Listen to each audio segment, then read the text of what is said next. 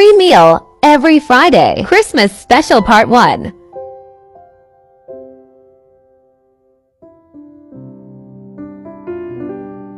Sponsors: Sayuri Masu, Jemay Luik, Stella Iglupas, Mitz Pormento, Nida, Moro Livrio, Anisa Sivaprokosa.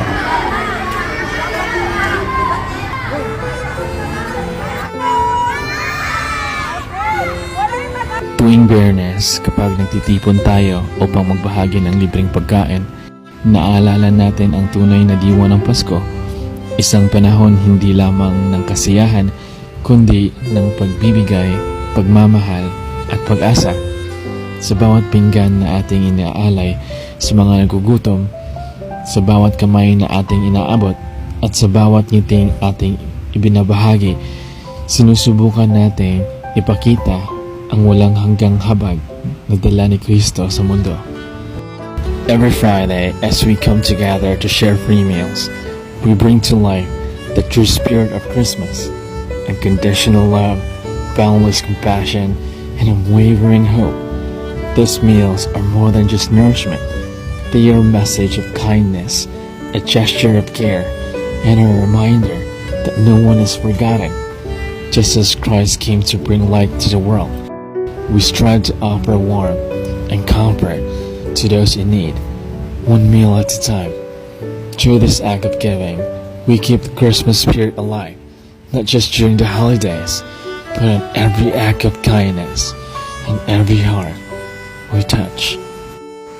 Tigibiyernes, naghatag ta og libre ng pagkaon para sa tanan, madato man o pobre, apilang tanan nga nagkinahanglan. Apan ang mga kabostyod, sila yun ang atong ginahatagan og pinakadako nga pagtagan. Ang pagkaon nga atong giandam dili lamang para magpuno sa tiyan, kundi usa ka paalala nga ang kahayag sa Pasko dili lamang para sa mga may kaya, kundi para usab sa mga naglisod. Pinaagi niini ato ipakita nga ang diwa sa Pasko naglakip sa tanan, nga ang gugma ug malasakit walay gipili. Ang matag pagkaon nga atong ihatag usa ka oportunidad nga maghatag og paglaom ug magpaambit sa kahayag sa tinuod nga Pasko, nga walay kahimtang nga magpugong sa pagkahuman sa atong mga kalipay. Stay tuned for Gift Giving Part 2. Merry Christmas! No, boso. Ako isa. Shut up na. Wala na una. Muna di. Kala si Bintin na to, si Bintin. Itili